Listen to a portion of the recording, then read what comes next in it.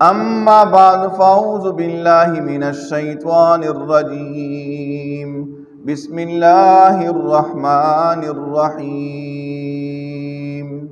ربنا وابعث فيهم رسولا. وقال النبي صلى الله عليه وسلم يقول: إن لي أسماء أنا محمد وأنا أحمد وأنا الماحي. آمنت بالله صدق الله العظيم وصدق رسوله النبي الكريم، ونحن على ذلك من الشاهدين والشاكرين والحمد لله رب العالمين. إن الله وملائكته يصلون على النبي يا أيها الذين آمنوا صلوا عليه وسلموا تسليما. اللهم صل على محمد وعلى آل محمد كما صليت على إبراهيم وعلى آل إبراهيم إنك حميد مجيد. اللهم بارك على محمد وعلى آل محمد كما باركت على إبراهيم وعلى آل إبراهيم إنك حميد مجيد. بزرگان محترم و برادران عزیز، سرکار دو عالم صلی اللہ علیہ وسلم کی ولادت باسعادت کا ذکر چل رہا ہے۔ پچھلے جمعے میں عرض کیا تھا مختصراً کہ اللہ کے پیغمبر پاک صلی اللہ علیہ وسلم کی آمد سے پہلے آپ کے خاندان پر بڑی آزمائشیں آتی رہیں، خصوصاً آپ کے دادا حضرت عبد المطلب پر آزمائش اور امتحان، اس کے بعد آپ کے والد ماجد پر، اور اس کے بعد آپ کی والدہ پر مختصراً انشاءاللہ عرض کریں گے۔ فرماتے ہیں کہ جب حضرت عبداللہ سرکار دو عالم صلی اللہ علیہ وسلم کے والد ماجد جب 18 برس کے ہو گئے، فرماتے ہیں کہ یہاں سے پھر مدینہ منورہ تشریف لے کر گئے، تو چونکہ حضرت عبداللہ ان کا آنا جانا تجارت کے واسطے مدینہ منورہ اور شام کی طرف بکثرت ہوتا رہا۔ فرماتے ہیں جب یہ گئے، اور اللہ کی شان یہ کہ حضرت عبداللہ کی پیشانی پر محدثین نے یہ بات ذکر کی، اس کی پیشانی پر ایسے نورانیت ہوتی تھی کہ ہر ایک سمجھتا تھا بڑا انسانی نورانی چہرہ ہے۔ یہاں تک کہ علماء محدثین نے اس پر یہاں تک بات ذکر کی ہے کہ حضرت عبداللہ جب مدینہ منورہ کی طرف تشریف لے کر گئے، اس وقت ایک خاتون بھی، اس کا نام بھی محدثین نے ذکر فرمایا، اس کا نام فاطمہ تھا۔ اس نے جب آپ کے چہرے انور کو دیکھا تو وہ کہنے لگی کہ آپ میرے ساتھ ملاقات کر لیں، یعنی زنا کی دعوت دی۔ حضرت عبداللہ نے جواب میں کہا کہ یہ ایسا میں کام نہیں کرتا، پھر آپ کے ساتھ نکاح، وہ پہلے سمجھے کہ شاید نکاح کے بارے میں مجھے دعوت دے رہے ہیں، فرمایا کہ مجھے حاجت نہیں نکاح کرنے کی، اور اس طرح میں کر بھی نہیں سکتا۔ اس خاتون نے اور یہ بات بھی ذکر کی ہے محدثین نے کہ یہودی تھی، وہ یہ بات بھی ذکر کی کہ چلو نکاح میرے ساتھ نہیں کر سکتے تو ویسے میرے ساتھ آخر میں، یعنی علیحدگی میں آپ میرے ساتھ ملاقات کر لیں۔ فرماتے ہیں حضرت عبداللہ نے جواب میں عرض کیا کہ میں ایسا کوئی کام نہیں کرتا جو باعث ذلت اور رسوائی ہو۔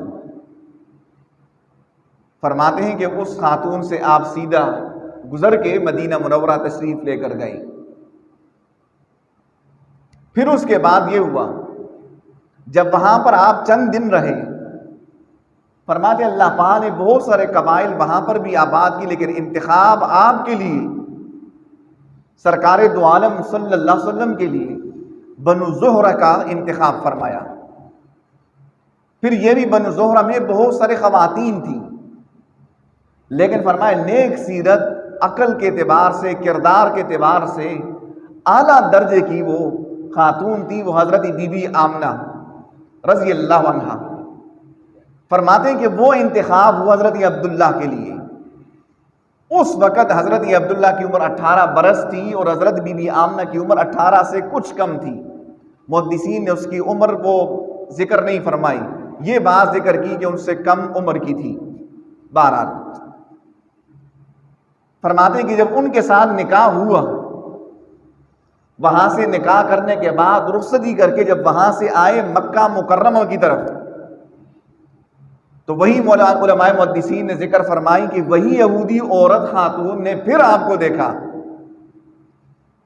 اب شادی کے بعد جب آپ کو دیکھا تو اس خاتون نے حضرت عبداللہ سے کہا کہ یہ کیا بات ہے، جو پہلے ایک نورانی وہ آپ کے چہرے پر میں دیکھتی تھی، وہ نورانی چیز وہ ابھی نہیں پا رہا ہوں۔ تو حضرت عبداللہ نے فرمایا جواب میں رضی اللہ عنہ نے کہ میں نے نکاح کر لیا بنو زہرہ کے خاتون سے۔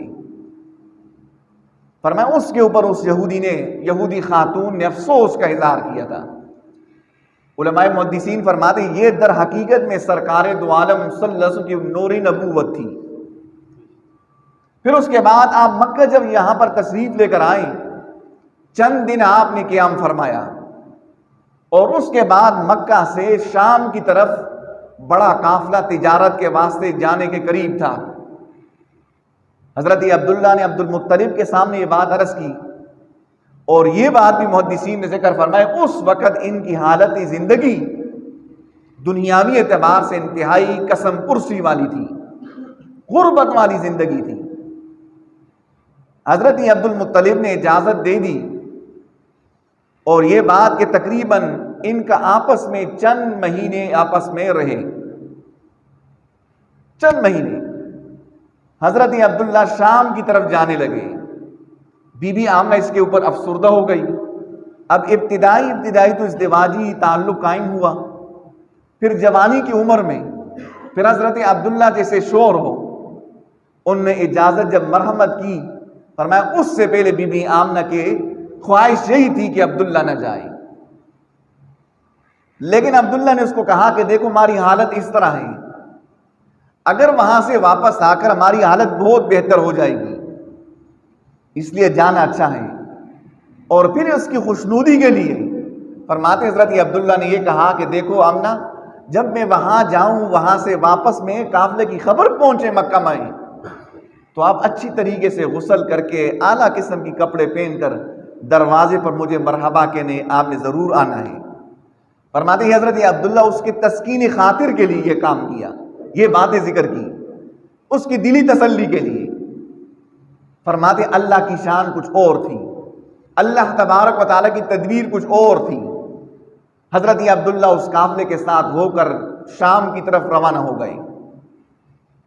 بی بی آمنہ نے اجازت دے دی، شام کی طرف گئے۔ اس وقت چونکہ سفر مہینوں کے حساب سے ہوتے تھے، بعض نے فرمایا 1 مہینہ، بعض نے اس سے بھی زیادہ کی مدت بیان فرمائی۔ آپ وہاں سے پھر شام سے مدینہ منورہ تشریف لے کر آئے، چونکہ راستہ یہی تھا۔ جب آپ مدینہ تشریف لے کر آئے پھر واپسی میں فرماتے اللہ کی شان یہ کہ حضرت عبداللہ انتہائی سخت بیمار ہو گئے، انتہائی سخت بیمار ہو گئے، اور بیماری کی حالت بڑھتی جا رہی تھی۔ تو انہی کے سسرال والوں نے فیصلہ کر لیا کہ عبداللہ نہ جائے، باقی قافلہ اگر جانا چاہے چلے جائیں، اس کو بعد کچھ دنوں کے بعد جب تندرست ہو کر صحتیاب ہو کر تو پھر ہم اس کو واپس خود ہی چھوڑ کے آ جائیں گے۔ فرماتے یہ طے ہوا، اور وہ قافلہ مدینہ منورہ سے یہاں تک کہ مکہ کے قریب جب پہنچا، فرماتے ہیں علماء محدثین نے کہ پورے یہ مکہ میں بات پھیل گئی، شام کا تجارتی قافلہ پہنچ چکا۔ فرماتے ہیں وہی بحث پہ وعدہ، وہی اسی وعدے کے مطابق بی بی آمنہ نے غسل کیا، کپڑے پہنے، اور دروازے کے قریب وہ کھڑے ہو گئی کہ اب وقت ہے غروب آفتاب ہونے کا، تو میرا شور داخل ہوگا۔ فرماتے یہ ہوا کہ وہ دیر ہوتی رہی، یہاں تک کہ عبداللہ نہیں آیا۔ پورا قافلہ پہنچ چکا. دیر جب ہو گئی تو اب بعض کتابوں نے یہ ذکر کیا کہ حضرت عبد المطلب بی بی آمنہ کی پریشانی سے واقف ہو گئے. اس نے بی بی آمنہ کو تسلی دی کہ آپ گھبرائے نہیں، مجھے ان قافلوں والوں نے بتایا عبداللہ بیمار ہے تو تندرست ہو کر وہ واپس چند دنوں میں آ جائے گا. اور بعض نے حضرت عبد المطلب کا نام ذکر نہیں فرمایا. فرمایا ان کے رشتہ داروں نے، خواہ جو بھی ہوں، فرمایا انہوں نے تسلی دی بی بی آمنہ کو کہ یہ ہیں، ہم خود ہی خبر گیری لیتے ہیں، وہاں سے خبر لے کر آپ کی خدمت میں پہنچاتے ہیں، آپ ناراض نہ ہوں، افسر غم زدہ نہ ہوں. فرمایا جب یہ منظر ہو آپ تصور کریں اس کے دل پر کیا بیتی ہوگی، کیا وہ گزرتا ہوگا، وہ اس وقت وہ منظر کیسا ہوگا.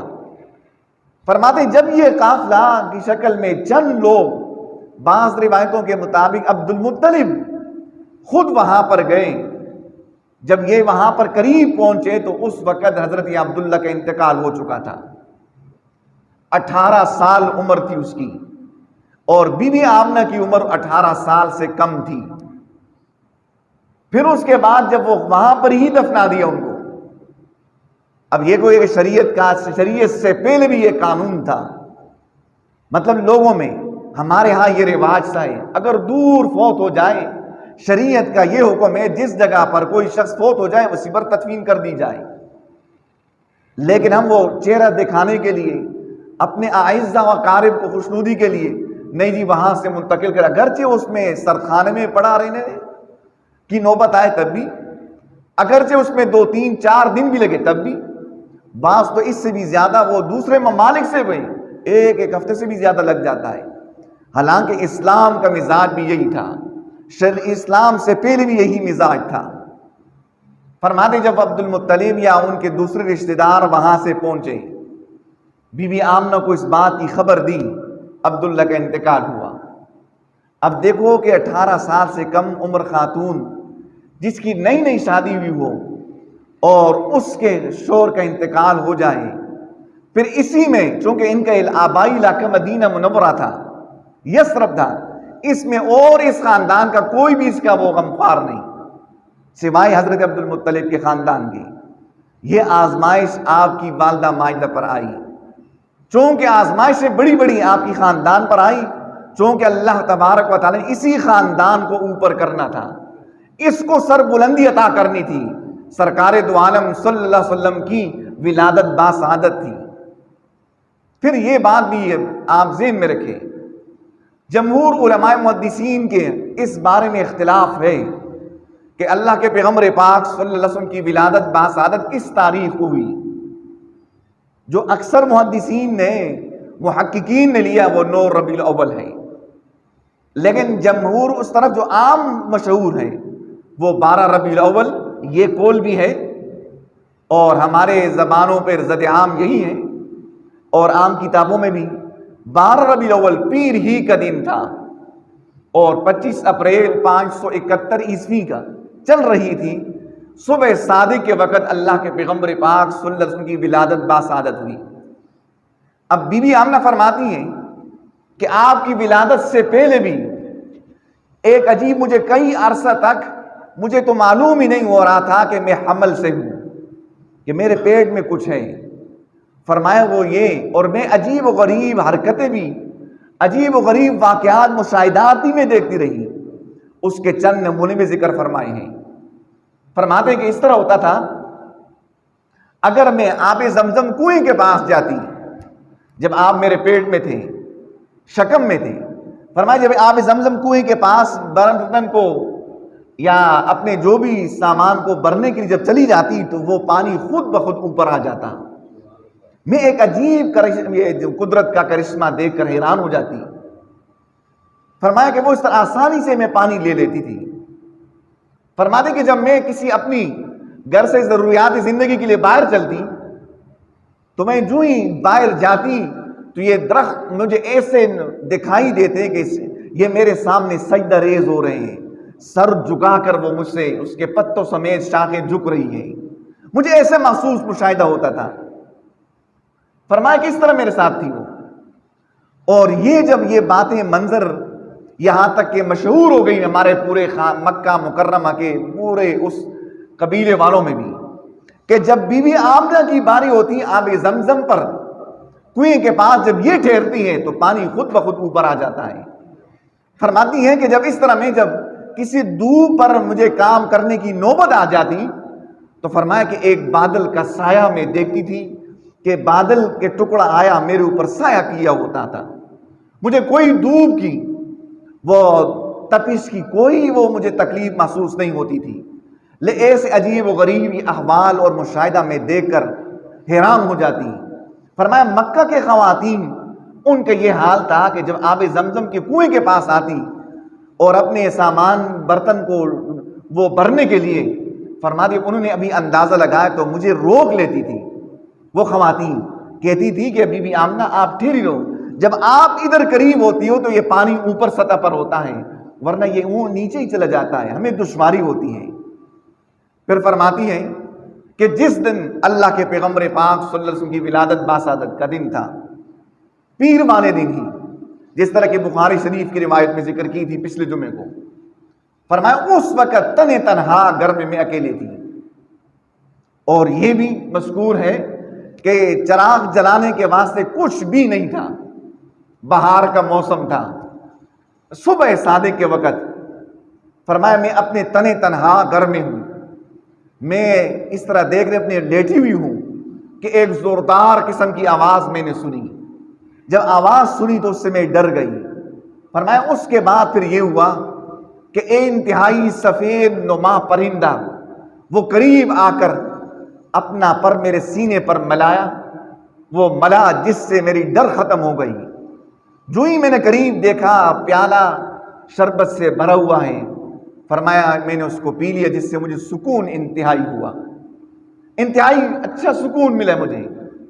جب میں نے دوسری طرف نظر دوڑائی تو دیکھا دور دراز خوبصورت قسم کی قد والی خوبصورت عورتیں کھڑی تھیں، اور ایک نے بتایا کہ میں آسیہ ہوں، اور دوسرے نے فرمایا کہ میں مریم ہوں بنت عمران ہوں، اور یہ جنت کی حوریں تھیں۔ میں یہ سوچ رہی تھی کہ انہوں کو کس نے میرے حالت کے بارے میں خبر دی، اور فرمایا یہ بھی ذکر کیا کتابوں میں، یہ علامہ زرقانی رحمہ اللہ کی کتاب ہے، انہوں نے بھی ذکر کیا، مدارج النبوہ نے بھی ذکر کیا، دلال النبوہ نے بھی یہ بات ذکر کی ہے۔ فرما دی کہ پھر اس کے بعد پھر یہ جب دیکھا میں نے کہ لمبی دراز خوبصورت قسم کی عورتیں کھڑی ہیں جو میری مدد کے واسطے آئی ہیں، فرمایا کہ اس کے بعد میں نے دیکھا کہ اللہ پاک نے میری نظروں سے یہ پردے ہٹا دیے، اور میں نے دیکھا زمین و آسمان کے سامنے سفید ریشمی اللہ پاک نے چادر بچھا دی، اور چادر بچھانے کے بعد دیکھا کہ جماعتوں کی شکل میں انسانی شکل میں جماعت کی شکل میں کھڑے ہیں، جن کے ہاتھوں میں چاندی کے آفتابیں ہیں، اور کستوری سے زیادہ خوشبو مجھے آنے لگی۔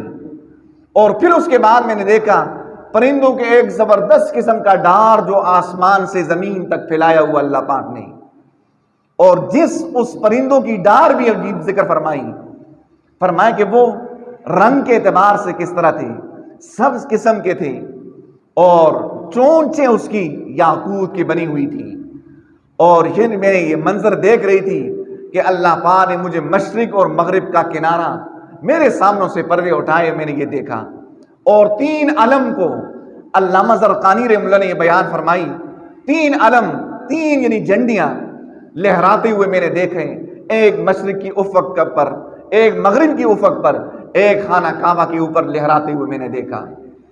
پھر اس کے بعد دیکھا ایک زوردار قسم کی پھر یہ آوازیں آئیں، آواز سی آئی، اور دیکھا اتنے میں اللہ کے پیغمبر پاک صلی اللہ علیہ وسلم کی ولادت باسعادت ہوئی۔ فرمایا جب میری نظر دوڑائی آپ کی چہرے انور کی طرف، ایسا لگ رہا تھا کہ آپ وہ اللہ تبارک و تعالیٰ کے ہاں سجدہ ریز ہے، اور اپنی انگشت شہادت اٹھائی ہوئی اللہ کی ذات کی طرف، اور ایسا لگ رہا ہے کہ آپ رو کر التجا فرما رہے اللہ کی ذات سے۔ فرمایا پھر یہ ہوا کہ اس کے بعد کہ ایک بادل سفید قسم کا ٹکڑا قریب آیا، اور اللہ کے پیغمبر پاک صلی اللہ علیہ وسلم کو میری نظروں سے فوراً وہ اوجل کر لیا۔ اور وہ اس میں یہ ایک آواز دینے والا آواز لے رہا تھا، آواز دے رہا تھا کہ اس کو مشرق اور افق کے کنارے پر، اس کو بر و بحر پر لے جاؤ، جن اور ان کے پاس لے جاؤ، تاکہ سب اس کو پہچانے کہ یہ وہ ہے ان الماحی، یہ وہ ہے جو شرک کے آثار کو ختم کرنے والا ہے، اللہ کی وحدانیت کو بلند کرنے والا ہے۔ فرمایا اس کے بعد پھر یہ ہوا کہ جب یہ باتیں ہوئی، اور اس سے پہلے مجھے خواب میں دکھلایا تھا کہ ان کا نام آپ نے احمد رکھنا ہے، فرمایا مجھے خواب میں بتایا تھا۔ اس کے بعد فرماتی ہیں کہ عین اس وقت عبد المطلب بیت اللہ کا طواف فرما رہے تھے، یہاں تک کہ اس کو بھی اطلاع ملی۔ پھر فرما دیا، جب ایک بادل کے وہ ٹکڑے نے آپ علیہ السلام کو میری نظروں سے اوجھل کر لیا، کچھ دیر کے بعد پھر آپ کو رکھا، اور آپ کے چہرے انور کو میں نے دیکھا کہ آپ 14ویں کے چاند سے بھی زیادہ روشن چہرے کی طرح وہ نظر آ رہے ہیں۔ اس کے بعد دیکھا کہ ایک بہت بڑا نورانی اور بادل کا وہ ٹکڑا آیا سفید، اور اس سے بڑا تھا، اب پھر آپ کو میری نظروں سے اوجھل کر لیا، اور اس میں نے ایک آواز دینے والی کی آواز سنی کہ آپ اس کو تمام مخلوقات کے سامنے لے جاؤ، آپ تمام انبیاء علیہ السلام کے پاس اس کو لے جاؤ، پھر یہ بھی فرمایا کہ تمام پرندوں کے پاس لے جاؤ، تاکہ سب کے سامنے ان کی پہچان ہو سکے۔ اور یہ آواز دینے والے نے آواز یہ بھی دی کہ تمام انبیاء علیہ السلام کی جو صفات ہیں وہ اللہ تبارک و تعالیٰ نے سرکار دو عالم صلی اللہ علیہ وسلم کی فطرت سلیمہ میں رکھ دی ہے۔ حالانکہ ہر پیغمبر کی ایک اعلیٰ صفات، وہ ساری کی ساری صفاتیں جمع کر کے اللہ کے پیغمبر پاک صلی اللہ علیہ وسلم کی ذات مبارک میں رکھی اللہ پاک نے۔ فرماتے عین اس وقت عبد المطلب آئے، اور یہ جو دوسری مرتبہ سفید نما بادل کا ٹکڑے نے آپ کو میری نظروں سے اوجھل کر دیا تھا، فرمایا اس کا دورانیہ پہلے سے زیادہ لمبا تھا، اور جب پھر آپ کو رکھا سفید سبز ریشمی وہ رومال میں آپ کو لپٹے ہوئے، اس سے وہ پانی کے وہ قطرے ٹپک رہے تھے کہ آپ کو رکھا اس میں میرے سامنے۔ فرمائے اسی طرح میں نے دیکھا یہاں تک کہ عبد المطلب آئے اور آپ کو گود میں لیا، فوراً بیت اللہ کے پاس لے کر گئے۔ علماء محدثین نے یہ بات بھی ذکر فرمائی بڑے عجیب انداز سے۔ فرمایا عبد المطلب آئے، جو ہی آپ کو دیکھا، بعض علماء نے اس کو تخیلات کی نظر میں رکھا ہے۔ اب بی بی آمنہ نے فرمایا میں نے آج تک ایسا چہرہ نہیں دیکھا بچوں میں۔ حضرت بی بی آمنہ نے یہ فرمایا عبد المطلب کو یا ہوا، بی بی آمنہ آپ تو یہاں پر رہتی ہیں، صرف مکہ مکرمہ میں آپ نے ان بچوں کو دیکھا ہے، میں تو شام کے سفر پر جاتا ہوں، بلاد شام بھی جاتا ہوں، مدینہ منورہ بھی میرا جانا ہوتا ہے، فرمایا ان شہروں میں میرا ایسا بچہ نہیں دیکھا۔ پھر فرماتے ہیں جبریل امین گویا ہوئے، اے عبد المطلب آپ نے تو یہ شہروں میں نہیں دیکھا، میں نے تو زمین و آسمان میں ایسا چہرہ نہیں دیکھا۔ پھر فرماتے علامہ زرقانی رحم اللہ نے فرماتے عبد المطلب جب گئے آپ کو بیت اللہ کا طواف کرتے ہوئے، آپ کو گود میں لیے بیت اللہ کا طواف کرا رہے ہیں، اور اس کی زبان پر الفاظ بڑے پیارے تھے۔ فرمایا اس نے الحمدللہ الذی آتانی ھذا الغلام الطیب الاردانی، الحمدللہ الذی آتانی، تمام تعریفیں اس ذات پاک کے لیے جو معبودیت کے لائق ہے، اس نے مجھے عطا فرمایا ھذا الغلام الطیب الاردانی، ایسا پاکیزہ غلام۔ پھر فرمایا عبد المطلب نے قد صاد فی المہد علی الغلمان، یہ تمام گودوں میں بچے ان سب کا بڑا سردار ہوگا، قد صاد فی المہد علی الغلمان۔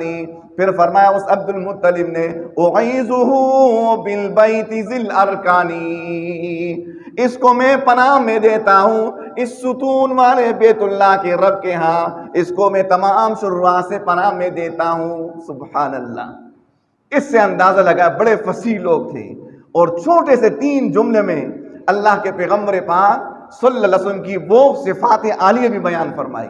الحمدللہ الذی آتانی ھذا الغلام الطیب الاردانی، قد صاد فی المہد علی الغلمان، اعیذہ بالبیت ذی الارکان، اعیذہ بالبیت ذی الارکان۔ پھر لوگ جمع ہو گئے، آپ سے پوچھنے لگے اے عبد المطلب یہ بچہ کس کا ہے؟ فرمایا آپ نے اس وقت سینے سے پھر لگایا، فرمایا یہ میرا بچہ ہے، عبداللہ کا بیٹا ہے، عبداللہ کا بیٹا ہے۔ فرمایا عبد المطلب کیا نام رکھا ہے آپ نے؟ فرمایا اس کا نام تو محمد ہے صلی اللہ علیہ وسلم۔ لوگ حیران ہو گئے کہ آپ کے باقی خاندان میں اس طرح نام تو نہیں۔ حضرت حسان بن ثابت نے رضی اللہ تعالیٰ عنہ، بڑے عجیب شاعر لوگ تھے، انہوں نے جو آپ کی مدح فرمائی بڑے عجیب انداز سے انہوں نے فرمایا حسان بن ثابت رضی اللہ تعالیٰ عنہ نے شق لہ من اسمہ لیجلہ، شق لہ من اسمہ لیجلہ فذو العرش محمود وہذا محمد۔ سبحان اللہ، بڑے عجیب لوگ تھے یار۔ فرمایا کہ دیکھو اللہ تبارک و تعالیٰ نے اپنے ذاتی نام سے آپ کا نام مبارک رکھ لیا، اپنے ناموں سے آپ کا نام رکھا، اپنی نام سے اخذ فرمایا آپ کی نام مبارک ہو، اور یہ بات بھی ذکر فرمایا ہذا محمود، عرش والا تو محمود ہے اور آپ محمد پاک ہیں صلی اللہ علیہ وسلم۔ دونوں میں مشترک الفاظ ہیں، حامیم دال دونوں میں۔ اللہ اکبر۔ اللہ تبارک و تعالی ہمیں بھی سرکار دو عالم صلی اللہ علیہ وسلم سے سچی محبت نصیب فرمائے، اور ہم سب کو جو اللہ پاک نے یہ اعزاز بخشا ہے کہ آپ کی امت میں بنا کر بھیجا ہے، اس کی قدردانی نصیب فرمائے۔ اب وقت مختصر تھا چونکہ یہیں تک ذکر کر لیا،